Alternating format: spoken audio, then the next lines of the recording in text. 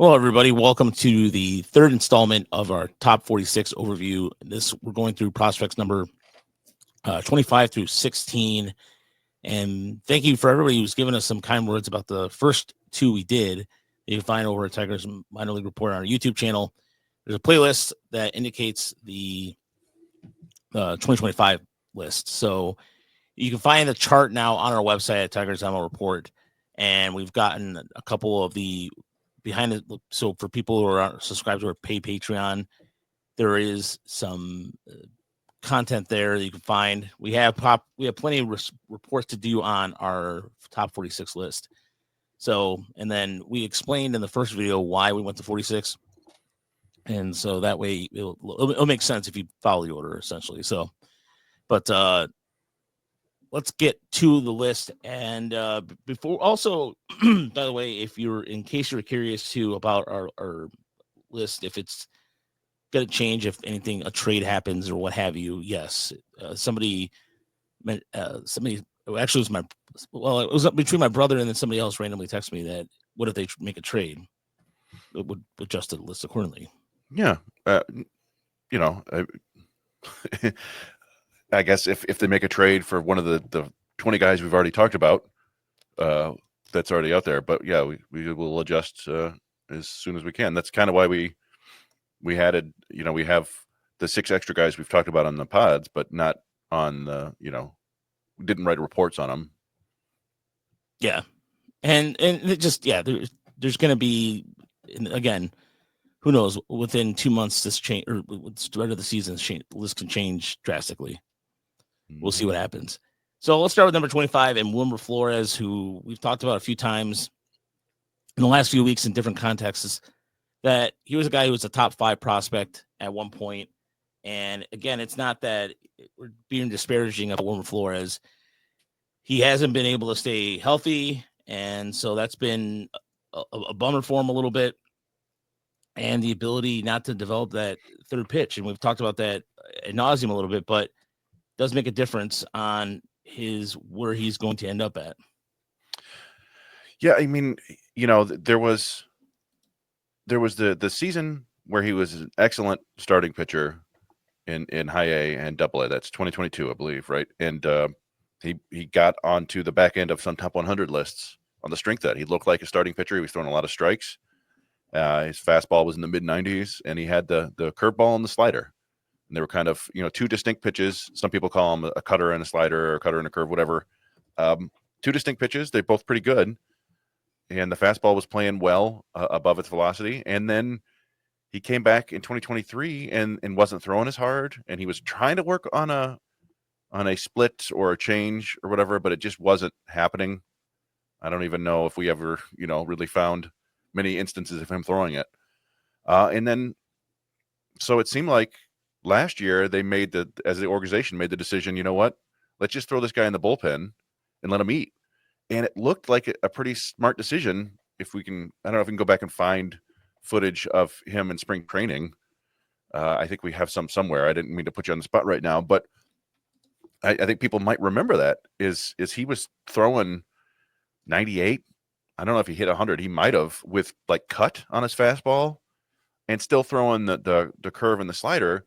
He just seemed to have trouble locating the breaking balls from whatever this new, I don't know if he was, had a new arm slot or was kind of more extension going on, but throwing much harder. And we thought, yeah, man, this might work. This is a guy who could be a closer with this sort of stuff. And then it just did not work at all in Toledo. I'm trying to, let me look up real quick what his ERA was, but it was just, he was walking too many people. He was giving up way more contact than you think he would. And he got hurt multiple times. I think shoulder injuries, which is never ideal for a pitcher. So I'm looking right now. Okay, his ERA last year, an 8.53 ERA in Toledo in 25 innings. Now, we've seen with some other guys that the elevated ERA in Toledo doesn't necessarily mean much, just based on the quality of the competition there or the quality of Tigers. the whatever is the strike zone or whatever. But so, yeah, you got some video here of Flores. Yeah, and I don't think this was one that didn't have a radar gun on the broadcast, but He, I think we had the data based in the from Statcast. Oh, And there's some data posted on you can see it on top right there of the right there, 98. Yeah, they throw the miles per hour there in at the end. yeah. But yeah, so I mean, he just it looked like a slightly different delivery to me. Like he was really getting down the mound. He wasn't falling off as much. And you can see that the fastball has some explosive life there. And like I said, at times it was even cutting on him, maybe not deliberately, but it didn't work out in AAA because of the injuries. His strikeouts were down, his walks were way up, and it was kind of hard to figure, right? Like his there was bad luck involved too, a little bit. Whenever he got men on base, he didn't seem to be able to get outs. So they dropped him from the 40 man, I think, in part because of the injuries and because they knew that they could get him back. And he's presumably heading back to Toledo this year, probably pitching out of the bullpen again. Although there is always the fallback option; they could try him as a starter again if part of the problem last year was that he's just not comfortable pitching out of relief. But it does seem like that is probably his best role. So he's one of the harder guys to kind of figure out at this point, just because we don't know what his role is. We don't know which kind of pitcher we're going to get from him. And you could tell here's where the difference in his mechanics are. He's not falling so violently off to the left like he used to. He's kind of staying right in the middle, if you notice, like right after his delivery versus kind of going off to the left in the past. And that could take some time to get an adjustment too. And so, yeah, the fastball had some really nice cut to it too. And he was able to get it in with the lefties there. It was a nice slider there. But yeah, it was 81 there.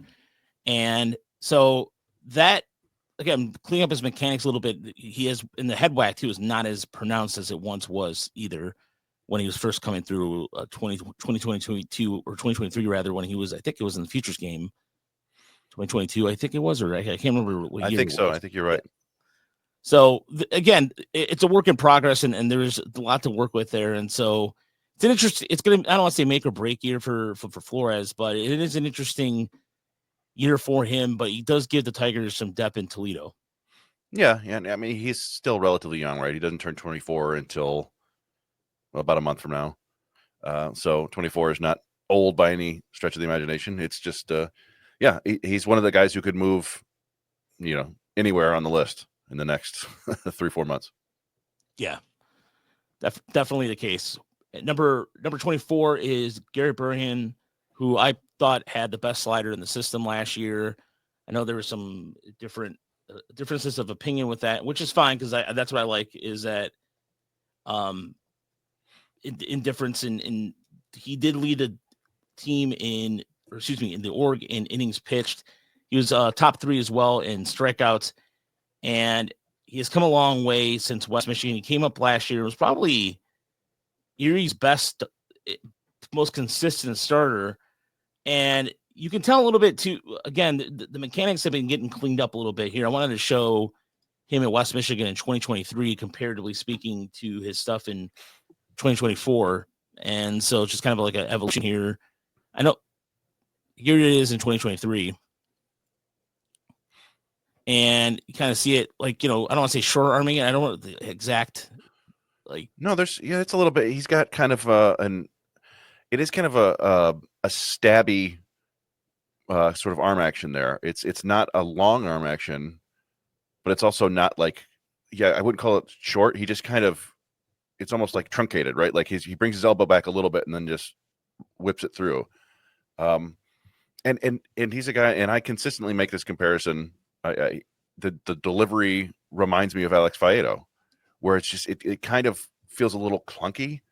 I don't know if there's a better way to describe that. It's not like a smooth delivery. There's a little bit of like segmentation to it, but in like Faedo, he has a good slider, like you said. I think at times it looks like a plus pitch. It's pretty consistently an above average offering. It was the big step for him last year, is that he seemed like he could toy with that a little bit to make it throw it harder, almost like a cutter, and then drop the velocity a little bit for more depth.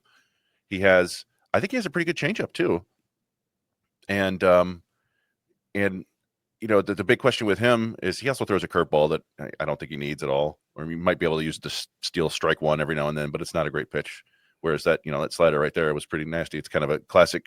That one's the lower velocity one. That's like a classic two plane, drops and runs away from right-handed hitters. Kind of a back foot slider to lefties. If you notice here, the Chris, the rocking motion too. This is not, you don't see that same stabbing motion that you saw in 2023. Yeah. He's cleaned up his delivery quite a bit, and I think that's made for him to be a better pitcher there. Yeah, and we've seen I think we saw a pretty nice changeup in here too. But yeah, so there's another really good looking slider there. The big question with him, I think the fastball is probably not going to play terribly well as a starter. I don't know. He throws a four-seamer and a two-seamer, and I don't know if either of them are quite lively enough to miss bats. He might be able to, get away with the sinker as more of a contact pitch, get ground balls. But that's going to be, I think, the big question for him going forward. Otherwise, he's got at least one above average pitch. There's some, explosion on the pitch of the fastball. I think the changeup could be used more and better. So yeah, there's a chance that he could work out as like a back end starter. I keep thinking that it might work best if he becomes a reliever, where he's leaning on that slider a lot and maybe throws, instead of 93, 95, it's more like 96, 97. I think that would play better. But he is one of the more consistent starting arms in the system, and he doesn't get a lot of attention. I think will be the only list that he's on, I think. And I don't know exactly why that is, but I don't know. Yeah, I think he's a pretty solid prospect. Yeah, and this is an example of the Tigers' kind of pitching evolution here of guys in the system. But yeah, I wanted to show that comparison to 2023 because it's to me it's drastic, and it's part. And then we've heard that he's adding some miles per hour during the offseason too. So he's another guy too who I think his position will relatively change quickly with a month or two after the season starts. I really think that. I think he's going to continue to get better as a starter. And I think you're right. He does have starter vibes or back end starter vibes to him. And if his fastball does take a next evolution, he could be a guy that you could see definitely at some point in Detroit. If it depending on, I know with the Flaherty signing on Sunday took place, there's where his role is going to be, but either way, he's made himself kind of known, and it is weird that he's not on more lists. Now, coming up next on our list at number 23 is Jake Miller, who had one of the best Arizona Fall League outings out there as he struck out. I think he struck out 8 in 4 innings, something to that effect. And he was the only pitcher last year to move up 2 levels as he started in Lakeland and made his way to Erie towards the end of the season. This is the Arizona Fall League footage we got here. And, Chris, just similar to who we mentioned earlier in Gabriel Reyes, but just some really nasty stuff. Yeah, and he's another guy that I think we're going to be the only ones on him. Maybe Fangraphs will be. I don't know. We'll see. Which is kind of surprising because he was out there in the AFL. But, his overall numbers weren't great. The ERA was elevated. He got hit pretty hard. But he also, like you said, he was striking out a lot of guys. And he throws a ton of strikes. He had the best strikeout to walk ratio of any sort of quasi starter in the system last year by a pretty wide margin. It was like, I want to say it was like 130 strikeouts to like 18 walks, something crazy like that.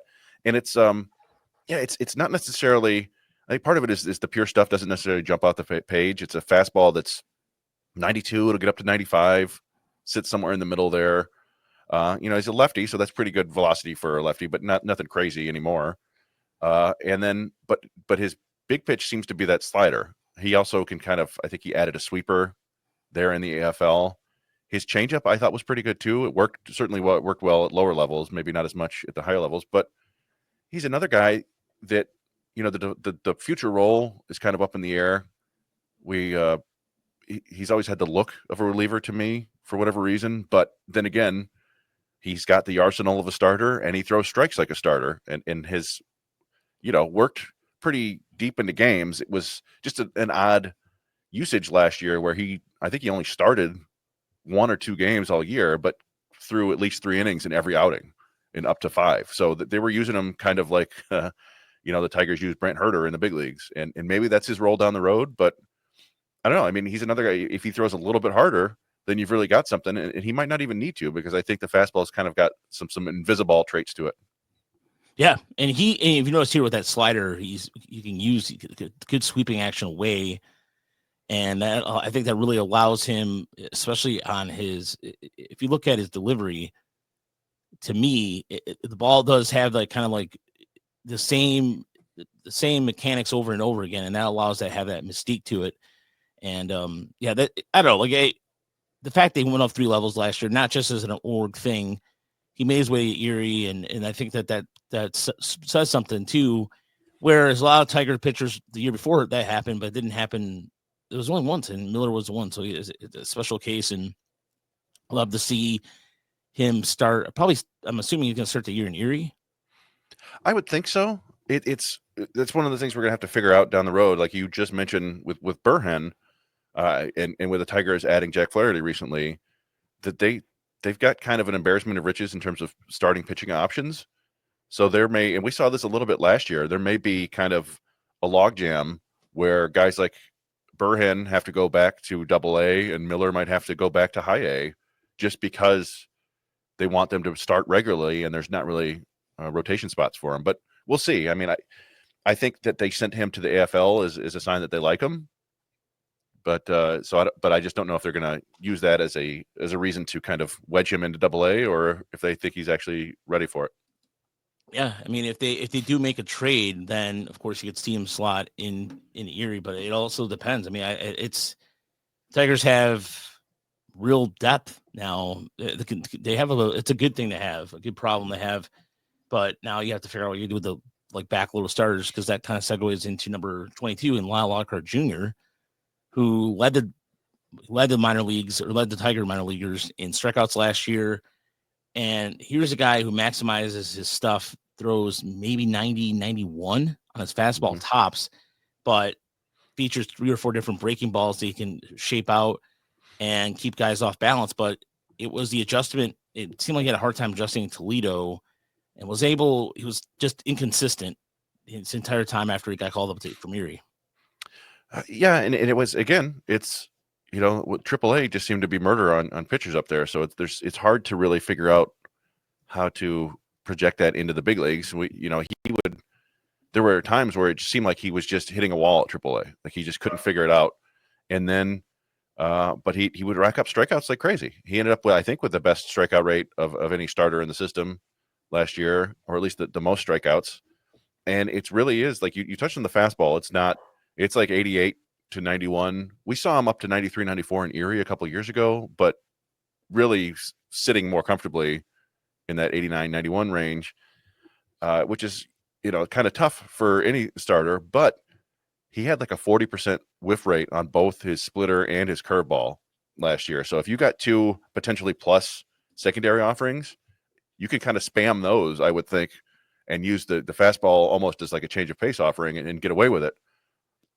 Whether he can at the big league level or not, we're not sure. The other strange thing about him that we noticed in the past is that whenever he was called upon to actually relieve, which might be his best role, he seemed to get hit pretty hard or give up runs or whatever.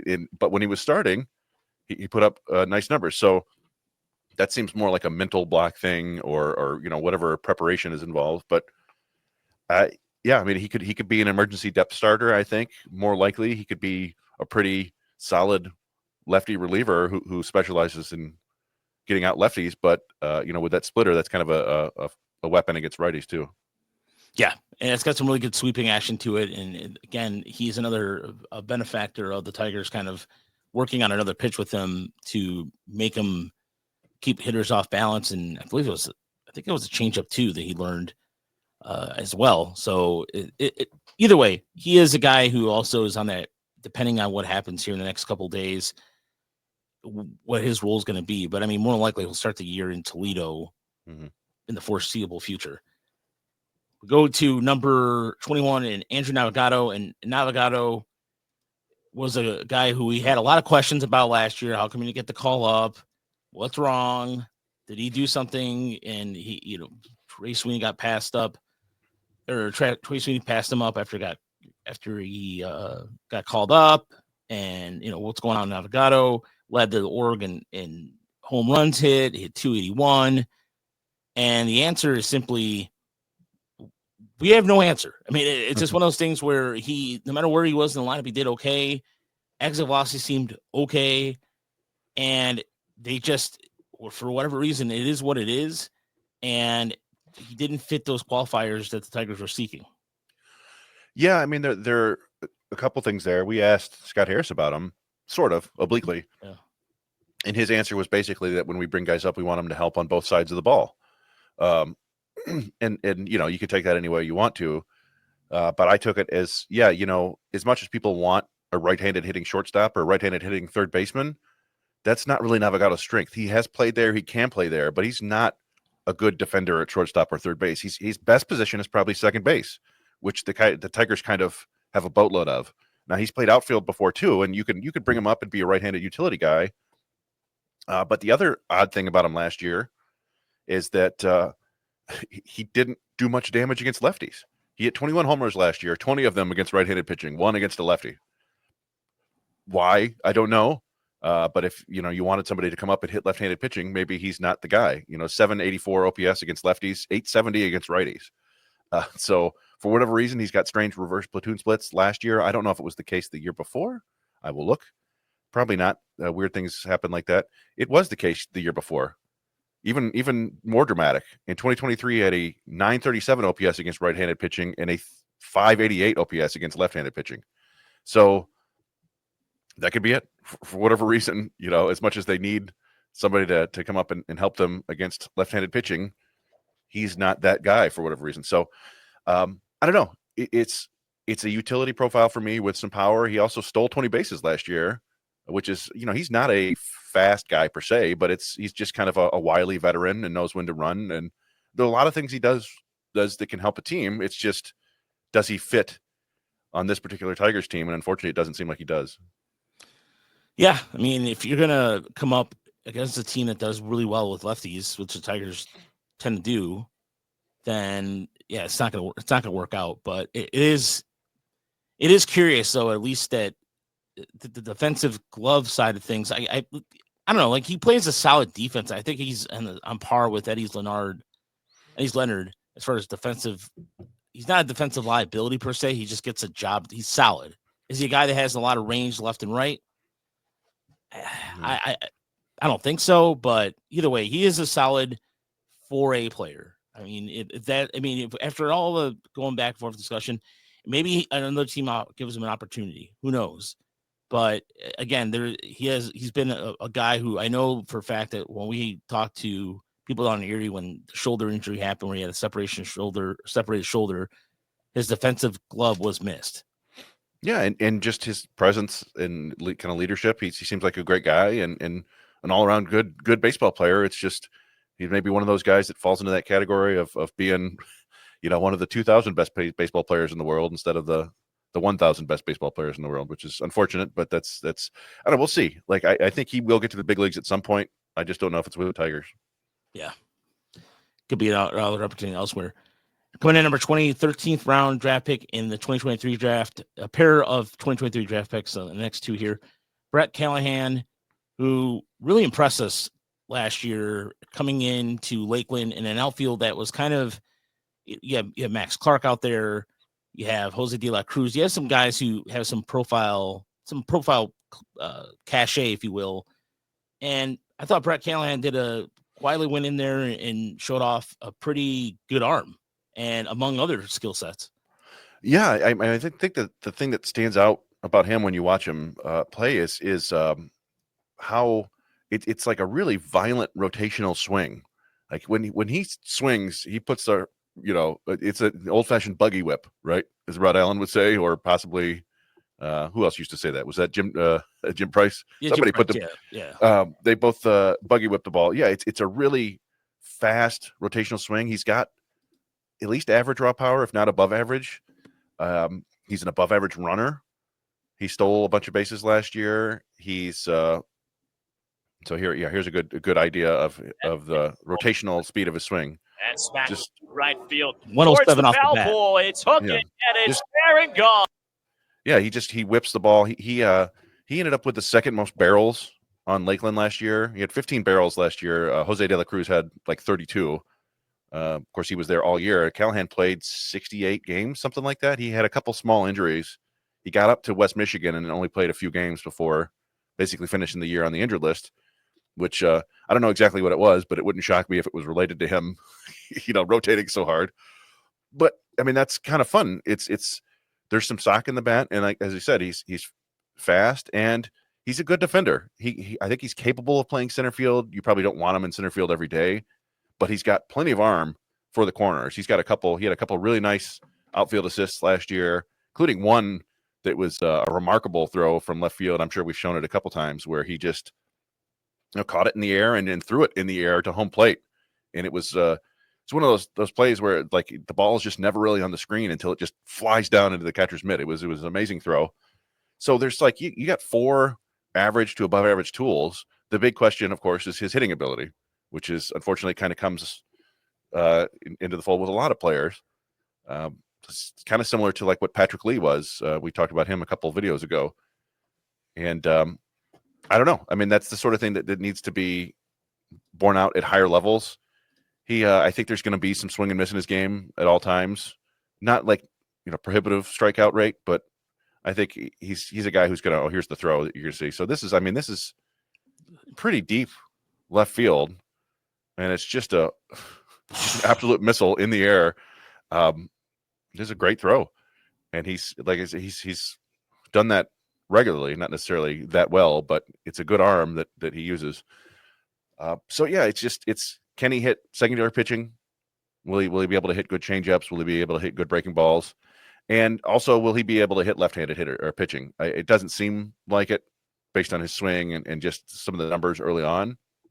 But there's nothing wrong with being a quality fourth outfielder / sort of platoon bat, right? Who gets 350, 450 plate appearances because he's left-handed and he's facing mostly right-handed pitching. And I think that's his ceiling. I think he's got a chance to be kind of on the upper end of that fourth outfield range, if you want to talk like an Andy Dirks or something like that, right? Like somebody who is valuable, but not necessarily an everyday player. Yeah, there's nothing wrong with that kind of role where, again, it's going to, you're right. See him on a higher level, see how he does. And then he could maybe well rise again on the list. Number 19 is Carson Rucker. And unfortunately, we don't have a lot of video, and we had a chance to talk to Rucker in the offseason. And there's a lot of prospect pedigree to him. Kid out of high school that the Tigers drafted in the 4th round in 2023, as I mentioned earlier. And like the size, like the hit tool. There's a lot of like about him, his arm as well.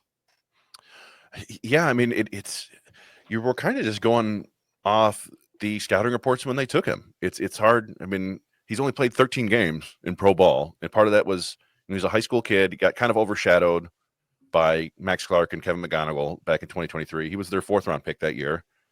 And so he only played, I think, 9 games, and he had hit a homer. And, I remember watching him a little bit, and this was in rookie ball. And it seemed like his swing was kind of built to go to right center, if you will, like a Nick Castellanos swing almost. And then, but it was only 9 games. And then last year he got into 4 games. I think he hit, or maybe it was 5 games. I think he hit 4 or 5 doubles. He was just smoking doubles all over the place. And then freak injury, sliding into second on one of that last double and tore something in his shoulder, separated something in his shoulder, needed to get shoulder surgery. And that was it for him for the season. So we don't have a ton to go on, but we know that they really liked his power potential. And I think there's kind of a whole fields hitting approach. And he was drafted as a shortstop, I think, maybe as a third baseman. And there's some thought that he can stick there. He should be able to. The arm strength, it's his non-throwing shoulder, which helps. But we just, we haven't seen him much. So we're kind of going on faith here and what other people have said about him. Yeah, the power tool I think Harris kind of said it maybe off mic or something, or before we started, about Carson Rucker, but a bat to look out for. So, and that being said, with that kind of endorsement, that says something. So he comes in up next on our list at number, what are we at? Number 18. 18. Okay. Number 18 is left-hander Ethan Schiefelbein, who went to the prestigious Corona High School in California. I mean, look at this field; it's immaculate. And he is a guy who will probably start the year in complex ball. I'm assuming, Chris. You would think, based on the way that the Tigers have promoted guys, but I could see him in low A Lakeland. I think the thing I'm pretty high on Schiefelbein. I think he really knows how to pitch for such a young guy. I think that's the thing that stands out most for him right now. Is he really toys with hitters. You can see it in this video. You'll see it in other videos. He will alter his release timing. He'll wait.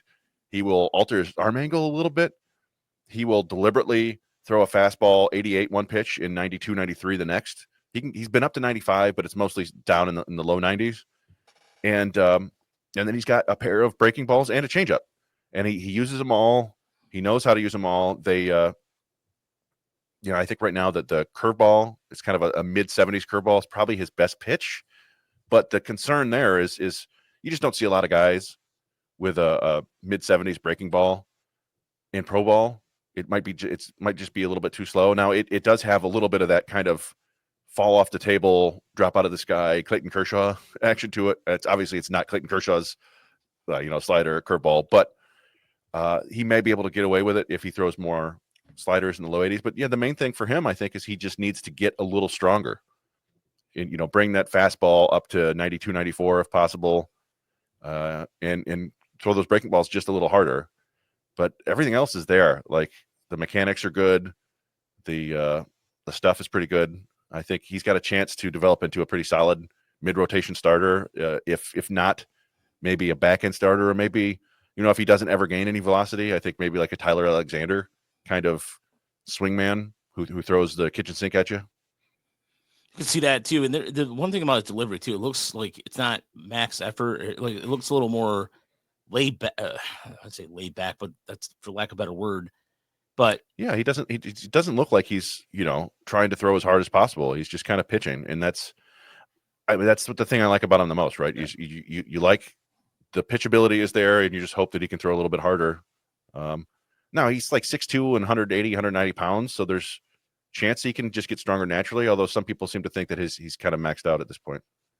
Yeah, I mean, he's 18, and I still think there's a possibility he could grow just a little bit more, get some more muscle to him. And either way, I do understand why. It's just for his command too, for his age. And Corona is such a good school to produce talent like that. So yeah, I mean, if he makes it to Lakeland within the summer, but by the end of the summer, that's a good sign for things to come.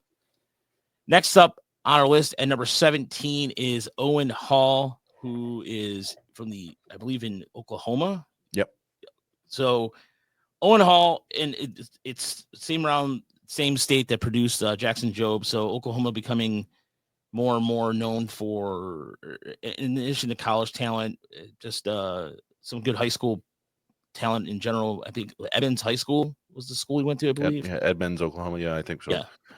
So we have some footage of him pitching here at the Futures game against some of the top talent in the country.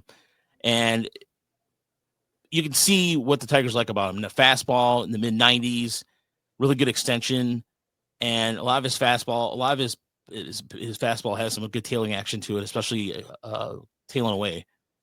Yeah. I mean, he's kind of, I like to compare him to Schiefelbein because they were taken back to back, right? And they're kind of fun to compare and contrast. He's a guy that's more of a traditional projectable power pitcher that you see, and he's touching 96 here. They've scouting reports have had him up to 98, and he had a couple of really dominant performances on the showcase circuit.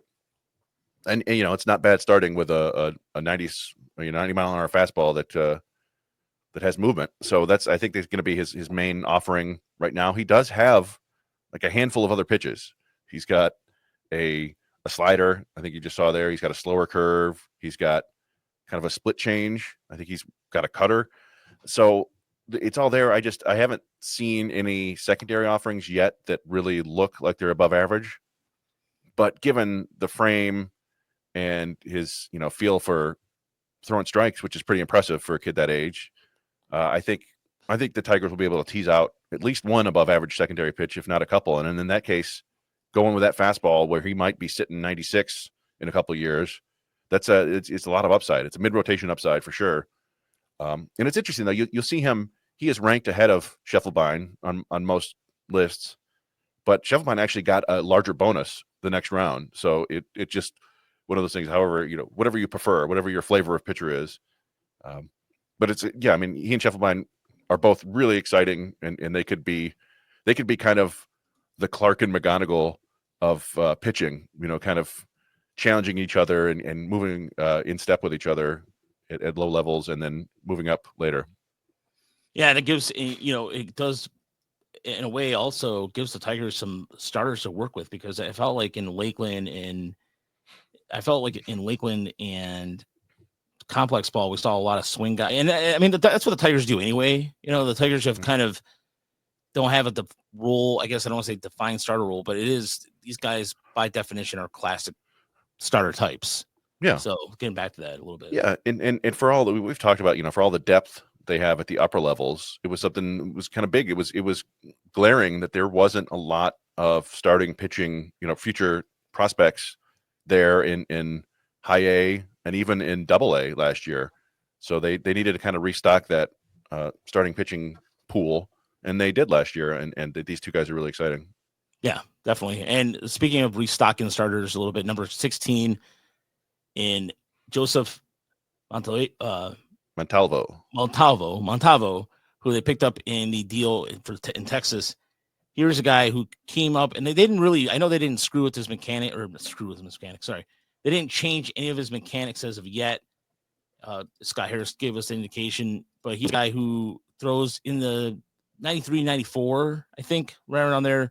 Saw him last year in Lansing, and he's got a lot of his pitches. He has a lot of good movement on his pitches, and his mechanics, everything's repeatable, really good, solid command. And I think the Tigers got another good arm here for he could probably start the season in West Michigan again, but I don't think he lasts there too long.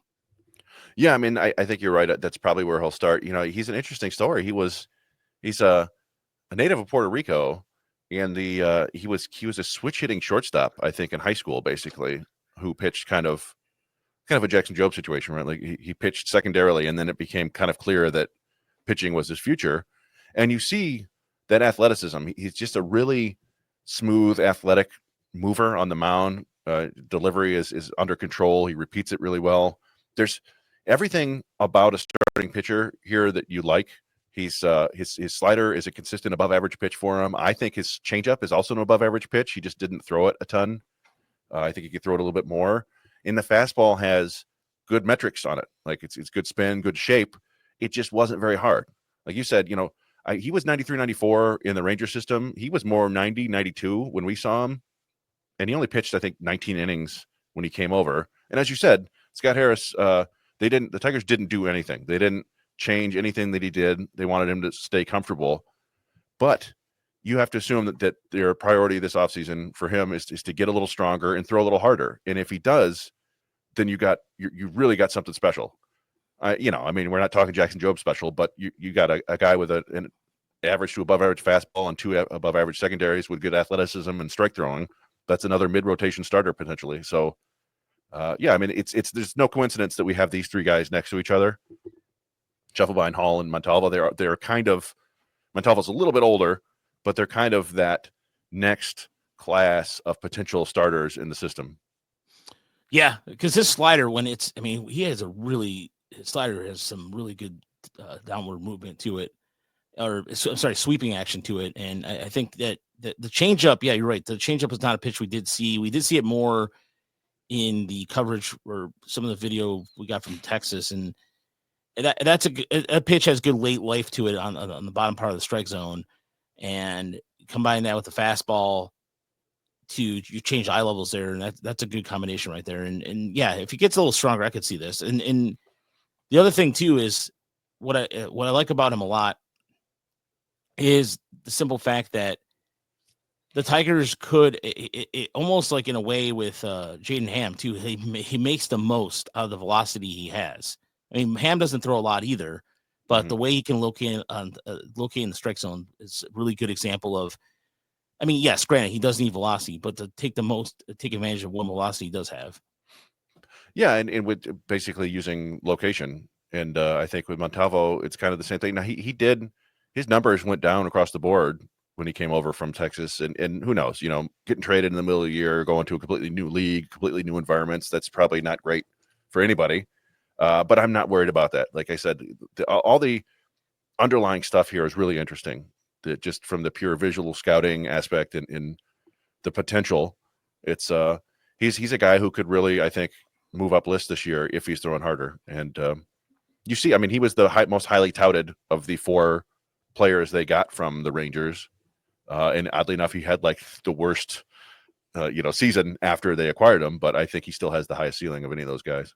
Yeah, and again, we will see what happens. And if he starts the season in West Michigan, it's not necessarily demotion or anything. I think that the Tigers may have, or perhaps already had a plan for him in the offseason to make whatever necessarily tweaks. So it's a little more with him. It's more than what we always say. It's a little more beyond the box score with him. Mm-hmm. So next on our list will be the next five pack will be between number 15 and number 11. And that'll be next on our video series. And then we'll go into the top 10 to finish things out.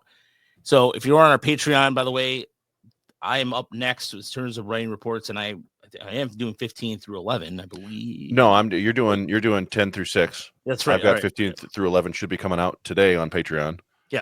So 10 through 6 will be out tomorrow on Patreon. So for anybody who's behind the paywall, getting that, and then like I said, in a few weeks we'll have it publicly available. But what is publicly available right now is our top 46. So if you go to TigersMLReport.com and go on the tab for top 46. And the reports will be pouring in here in the next couple of weeks or so as spring training is about to kick off. So stay tuned for our next video, which will be out probably the next couple of days, as we'll go through like we mentioned earlier, 15 through 11, and then the top 10. I'm interested to see if you have any comment. Again, thank you for the feedback. Please like and subscribe to our channel. And until then, have a good night, everybody.